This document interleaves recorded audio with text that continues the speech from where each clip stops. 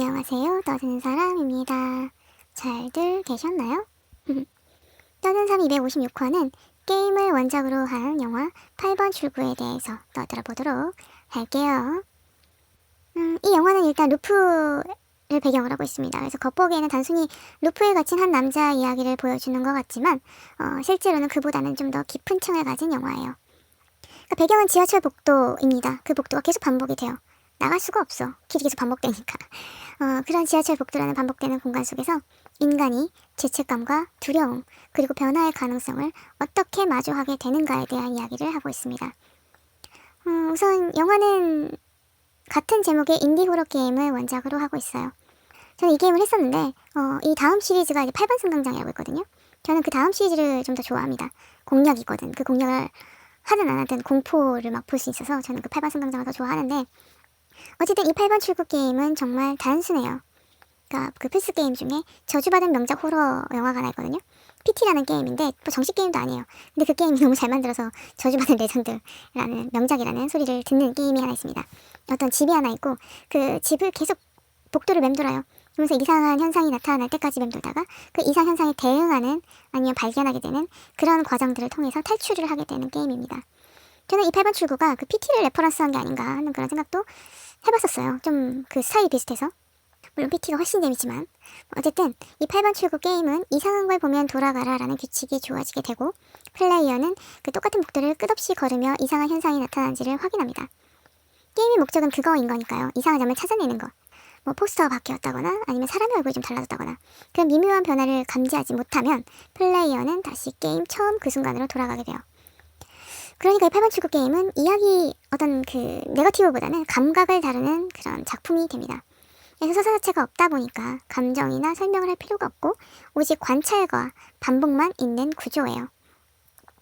그러다 보니까 저는 이 게임을 영화화한다고 했을 때 이걸 뭐 어떻게 영화화하려고 해? 라고 생각을 했었습니다. 여기다 뭘 갖다 붙이려고? 갖다 붙이지 않으면 영화화를 할 수가 없으니까. 그런데 영화는 게임의 소재만 가져왔을 뿐이고요. 이 게임에서 이렇게까지 디벨롭이 가능한가 싶을 정도로 이야기를 만들어놨더라고요. 영화는 게임의 그 단순한 구조를 완전히 다르게 해석을 해놨습니다. 게임이 규칙이 세계였다면 영화는 그 규칙을 일단 받아요. 그리고 그 위에 윤리를 쌓아 올렸습니다. 원래는 틀린 걸 찾아야 하는 구조인데 이제는 그냥 그걸 찾기만 하면 안 되고 그게 왜 틀렸는가에 대해서 확인을 해야 되는 거죠. 그러니까 감독은 이 반복되는 루프를 단순히 퍼즐로 즐기게 해놓은 게 아니라 인간의 내면을 비추는 장치로 사용한 겁니다. 근데 이게 이상하진 않더라고요. 왜냐면 이 감독의 전작들을 살펴보면 감독은 매우 루프 안에서 인간이 성장하는 얘기를 좋아하는 것 같거든요. 8번 출구 역시 같은 복도, 그리고 같은 조명, 그리고 같은 일련의 소리들 안에서 그 안에서도 그 조금씩 미세하게 달라지는 그 어긋남 혹은 그 이질감, 이런 것들을 보여주면서 질문을 던지게 돼요. 관객들한테. 야, 넌 뭘 그렇게 외면을 하고 살고 있니? 라는 질문을 하게 되는 거죠. 이제부터 사람들이 외면하는 게 뭔지에 대해서 영화는 이야기를 하기 시작합니다. 8번 출구의 주인공은 헤매는 남자예요. 이 영화는 어떤 특정 이름을 쓰질 않아요. 그냥 뭐 헤매는 남자, 걷는 남자, 소년, 뭐 이런 류의 이름들을 쓰게 되는데 영화의 주인공은 헤매는 남자입니다. 그는 딴짓을 하다가 이 루프의 세계로 흘러들어오게 돼요. 그래서 끝없이 같은 복도를 걷게 되죠. 형광등은 계속 깜빡이고 여러 소리들은 반복해서 울려 퍼지게 됩니다. 그리고 그 안에서 그 헤매는 남자는 몇몇의 사람들을 만나게 되는데 그 중에서 가장 중요한 존재는 소년이에요. 걷는 남자가 되게 자주 나오기 때문에 뭔가 걷는 남자가 되게 중요한 사람인 것처럼 느껴지지만 사실은 소년이 가장 중요한 존재이자 이 루프를 깰 수 있는 중요한 키였습니다. 그러니까 소년은 단순한 동반자가 아니에요. 여기에 이제 그 루프를 플레이하는 인물들이 잃어버린 그 무언가의 상징인 거죠. 왜냐면 이 소년은 과거의 한 루프에서 걷는 남자가 함께 플레이를 하는 모습을 볼 수 있기 때문인데, 만약 헤매는 남자의 뭐 미래의 아들이라거나 그 무언가라면 이 헤매는 남자에게만 나타나야 했겠지만 이 걷는 남자와도 이 소년은 같이 걷는단 말이에요. 그러니까 이 소년은 그에게 그 무언가의 상징이다, 이렇게 얘기할 수 있겠습니다. 그러니까 그때 걷는 남자가 자기는 아들을 만나러 가다가 이 루프에 빠졌다고 이야기를 하거든요. 그러니까 이 소년은 그 남자가 만나러 가던 그 남자의 아들이거나 아니면 그 과정에서 발생된 무언가의 죄책감, 아니면 잘못의 결정체, 이런 거였을 테죠. 그걸 걷는 남자는 그 안에서 해결을 했어야 하는데 함정에 빠지잖아요. 뭔가 탈출할 수 있을 것 같은 계단이 보이니까 소년을 버리고 혼자 탈출하게 됩니다. 그 순간 도덕적 붕괴가 시작이 되는 거예요. 인간으로서의 책임을 버리게 되는 순간을 도덕적 붕괴라고 표현을 했는데 걷는 남자는 그 순간에 일반 플레이어에서 NPC로 전락하게 됩니다. 그러니까 NPC, 자유의지를 잃어버린 캐릭터인 거예요. 계속 반복되는 일반적인 그림자로서의 기능만 있고 움직이기는 하지만 의식은 전혀 없는 그런 존재가 되어버린 거죠. 자기 스스로 판단하거나 무언가를 하지는 못해요. 그렇게 걷는 남자는 스스로가 만든 죄의 루프 안에서 영원히 갇혀서 걷게 된 겁니다. 그 8번 출구 게임에서는 그저 NPC가 존재한다 정도로만 나오지만 영화는 왜 그가 NPC가 되었는가를 서사로 만들어냈어요. 죄의식과 도덕적 붕괴를 이야기하고 싶었던 거겠죠. 그래서 잘 보면 이 루프에 등장하는 NPC들은 단순히 특정 장애물이기만 한 건 아닙니다. 그들 모두 인간이었을 거예요. 그 걷는 남자처럼. 그리고 일반 플레이어였겠죠. 그 루프를 빠져나가고 싶어하는. 하지만 스스로가 그 안에서 저지른 어떤 잘못 혹은 나는 바깥 세상보다 이곳이 더 좋을 것 같아 라고 도피로 스스로 그 안에 갇혀버려서 NPC가 되는 경우들이 있습니다.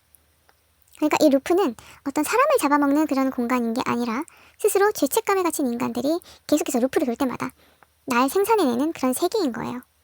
그러니까 그 루프를 탈출하기 위해서는 물리적인 길이나 어떤 문 이런 걸 찾아야 되는 게 아니라 내가 왜 여기에 있는지, 무엇을 잘못했는지, 왜 벗어나지를 못하는지, 내가 뭘 외면했는지 이런 것들을 찾아내고 발견하고 그 이유를 찾아야 되는 겁니다. 이상현상을 보면 돌아가라 라는 규칙은 게임에서처럼 영화에서도 적용이 되고 있는데요. 게임에서는 그냥 말 그대로 이상현상을 보면 돌아가라 그냥 이런 단순한 규칙이겠지만 영화에서는 이 말이 그렇게만 쓰이지는 않습니다. 이상현상이라는 거는 잘못된 것을 이야기하잖아요. 잘못된 것을 보면 돌아가라. 그러니까 이 잘못된 것을 보면서도 그냥 지나가라 이런 게 아니라 잘못된 걸 외면하지 말고 확인해라. 그런 이야기가 되는 거예요. 그러니까 진짜 탈출의 시작은 길을 찾는 게 아니라 그런 외면한 것에서 오는 자신의 잘못을 인정하는 그 순간에 시작이 됩니다. 그러니까 영화는 이 루프를 반복의 감옥으로만 쓰는 게 아니라 성찰의 공간으로 바꿔버리게 된 거죠. 야 근데 그 게임은 안 그러던데? 이렇게 얘기할 수 있습니다. 맞아요. 게임은 안 그래요. 근데 이거는 일단 영화잖아요. 그리고 말씀드렸지만 게임은 서사가 없어요. 그러니까 이런 이야기가 나올 수가 없어요. 그러니까 이건 영화니까 서사가 필요하죠? 그래서 이런 이야기나 설정들이 추가가 되는 건데 영화가 게임을 원작으로 했다고 한다면 사람들은 종종 영화를 게임처럼 해석하려고 하는 경향이 있습니다. 게임처럼 반복되는 구조를 갖고 있거나 단서를 갖고 있거나 규칙 이런 게 존재하게 된다면 더 그래요. 게다가 8번 출구 같은 경우에는 게임을 원작으로 한 영화 중에서도 실제 그 게임 같은 감각을 굉장히 잘 유지하고 있더라고요. 정말 원작 게임을 꽤나 직설적으로 가져왔던데 그 점은 장점이자 단점이 됩니다. 오해의 출발점이 되기 쉽거든요. 그 직설적이고 뛰어난 게임의 감각이 존재하는 영화를 관객들은 플레이를 하려고 해요. 마치 이게 게임의 연장선이기라도 한 것처럼 게임이 이랬으니까 영화도 이랬을 것이다. 아니면 영화의 이 부분은 게임일 것이다. 이제 이런 식으로 플레이를 하려고 하는 거죠. 근데 그렇게 영화를 보게 되면 게임과 상관없이 영화가 덧붙이게 된 설정들, 중요한 부분들 이런 것들을 못 보게 돼요. 그러니까 8번 출구 같은 경우에는 인간의 죄책감이나 감정의 변화들을 서사로 만들어서 얹어놨음에도 불구하고 게임 생각만 하느라 단순히 지하철을 걷는 그 구조만을 생각하게 되는 거예요. 그러니까 그 단순한 반복에 더 씌워진 감정과 윤리를 보지 못하게 됩니다. 그래서 이게 약간 양날의 검인데 의외로 8번 출구가 지금 그렇게 오해를 받는 경우가 좀 제법 있는 것 같더라고요. 그래서 그건 좀 아쉽고요. 사실 처음에는 8번 출구를 아이맥스나 스크린X로 보려고 했었거든요. 그러니까 뭔가 이렇게 반복되는 구조가 있고 이러니까 큰 화면 아니면 스크린X 3면에서 펼쳐지는 그 화면으로 보면은 뭔가 좀 더 리얼할 것 같은 건 거죠. 근데 생각을 했더니 루프물이잖아요. 그러면 루프는 소리가 중요하다는 생각이 들어서 저는 돌비를 택했거든요. 근데 그건 정말 탁월한 선택이었습니다. 그러니까 루프의 본질은 반복이지만 그냥 똑같이 반복이 되는 게 아니니까 그 안의 미세한 차이는 사실 인간의 눈이 아니라 귀로 먼저 옵니다. 그러니까 소리로 먼저 확인할 수 있다는 거예요. 형광등이 깜빡이는 소리나 발자국의 잔향 같은 것들이 매번 루프마다 똑같지 않기 때문에 그게 귀로 들리기 시작을 한다면 그 작은 차이를 들을 수가 있게 된다면 그걸 들은 여러분들도 루프의 균열을 깨기 시작한 거예요. 영화는 그렇게 소리를 단순히 배경으로만 쓰는 게 아니라 서사의 핵심으로 사용하고 있었습니다. 루프가 거듭될수록 소리가 왜곡이 돼요. 그리고 불협화음도 생기고 뭔가 발자국이라던가 이런 소리들의 잔향이 비정상적으로 길어지기도 합니다. 이거는 어떤 그 영화상의 음향 효과일 수 있겠지만 주인공의 정신 상태가 변화하는 것들을 표현하는 장치이기도 합니다. 근데 이 8번 출구의 음향이 사운드가 좀 특별했던 거는 루프의 사운드 레이어를 가지고 있었어요. 그러니까 뭐 사운드 레이어 이런 거는 정식 명칭은 아니고 이 연기의 레이어, 무슨 이런 연출의 레이어 이런 것처럼 사운드에도 층위가 있는데 8번 출구는 그 루프를 사운드 레이어를 통해서 특별하게 체험할 수 있는 그런 설정을 해놨더라고요. 같은 소리지만 매번 다르게 들리고, 그리고 돌비관에서 들으니까 저음이 아래로 깔리면서 왜곡된 소리가 회전을 하거든요. 그러면서 퍼지는데 약간 공감각을 느끼게 하는 거죠. 같은 소리지만 매번 다르게 들리기도 하고 그 차이가 불안을 만들기도 하는데 결국은 그 불안이 인간 감정의 변화를 드러나게 하거든요. 주인공의 내면이 흔들리고 있음을 그 달라지는 음향 효과에서 느낄 수 있게 되는 거죠. 그러니까 영화가 반복을 통해서 변화를 들려주는 방식이 생각보다 꽤 정교해서 저는 이걸 이렇게까지? 하면서 흡족해하면서 보고 들었습니다. 근데 연기도 그 구조를 좀 닮아 있어요. 그 헤매는 남자를 연기한 니노미야 카즈나리 같은 경우에는 거의 얼굴의 표정을 드러내지 않고 연기를 합니다. 하지만 루프가 반복될수록 눈빛이 변해요. 점점 뭔가를 깨달아가는 눈빛이 되는 거죠. 그래서 표정의 변화는 거의 없지만 감정은 계속 달라지는 것 같다는 느낌을 받게 돼요. 그리고 재밌는 건 이 헤매는 남자가 마지막 장면에 다시 지하철을 타잖아요. 영화의 첫 장면과 완전히 같습니다. 조명, 소리, 그리고 카메라 위치까지도 같아요. 발생되는 사건도 같고요.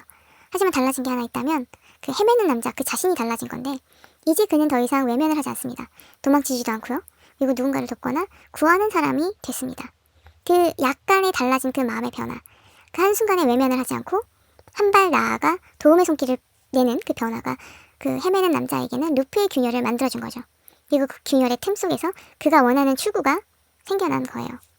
결국 8번 출구는 공포 영화의 얼굴을 한 성장서사입니다.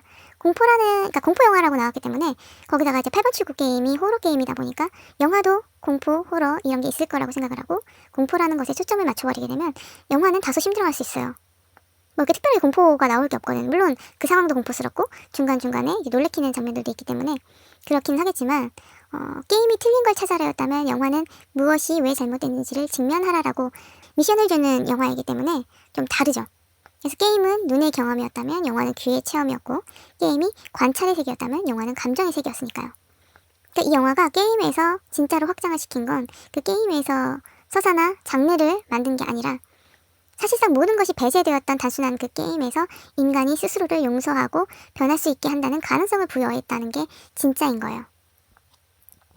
마지막으로 그 영화 속에는 NPC 중에 여고생짱이 하나 있습니다. 그 여고생짱이 계속 중얼거리는 말이 있잖아요. 그 중얼거리는 말에 모든 힌트가 있어요.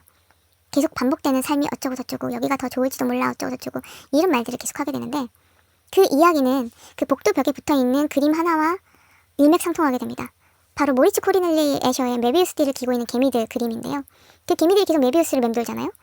그 개미 같은 얘기를 그 여고생장이 하고 있는 거예요. 그렇게 계속 무한 루프, 메비우스를 돌면서 계속 같은 삶을 살고 싶지 않다. 차라리 여기가 나을 수 있다. 뭐 이제 이런 이야기를 하게 되는 건데 영화는 계속해서 지하철 통로를 루프 돌았지만 이걸 넓게 보면은 사실상 우리는 인생을 루프 돌고 있는 거잖아요. 자고 일어나고 먹고 싸고 뭐 일하고 공부하고 어쩌고 저쩌고 거의 비슷한 루프를 돌고 있는데 그래서 이 메비우스 띠처럼 계속해서 반복된 삶이 지겨울 수 있어요. 근데 생각해보면 그렇게 매일 똑같아 보이는 루프 속에서도 다른 게 분명히 있거든요. 지하철 통로 루프에서 무슨 규칙이 있었죠? 이상현상이 발견되면 돌아가라. 네, 우리의 인생에도 우리의 루프에서도 그 이상현상이 존재하고 있다는 얘기입니다. 그래서 우리도 계속 정신 빼놓고 그 루프만을 돌 게 아니라 그 균열을 찾아야 되는 거예요. 내가 이 매일같이 똑같기만 하는 이 루프 속에서 빠져나올 수 있는지 없는지는 그 이상현상을 발견하느냐 안 하느냐에 따라 다를 수 있습니다. 물론 우리도 NPC가 될 수도 있어요. 인생이라는 시스템에서 자유의지를 잃게 되면 NPC처럼 되는 거죠. 뭐 NPC가 되는 게 그렇게 특별한 일이 아닙니다. 그런데 그렇게 되고 싶지 않기 때문에 내 인생의 루프를 깨고 싶은 거잖아요. 그 여고생장은 그래서 그 지하철 루프를 택한 거고 그러니까 그 메비우스의 띠를 계속해서 기어가는 개미처럼 살고 싶지 않다면 계속 반복해서 비슷한 삶을 살아가는 내 인생의 루프를 깨고 싶다면 어떻게 해야 하는지를 영화는 얘기하고 있는 겁니다. 그러면 이렇게 떠든 사람 256화 같은 패턴을 사는 게 지겹나요? 그럼 8번 출구로 나가세요. 편을 마치도록 하겠습니다. 다음 257화에서는 어떤 이야기로 떠들지 기대해 주시고요. 영화나 드라마에 대해 하고 싶은 이야기, 듣고 싶은 이야기, 궁금한 이야기 대신 봐줬으면 하는 작품들에 대해서는 이메일 sayloveU sayloveuu @gmail.com이나 팟빵, 애플 팟캐스트, 스포티파이, 인스타 떠든 삶 채널에 남겨주세요. 그럼 257화에서 만날게요. 안녕!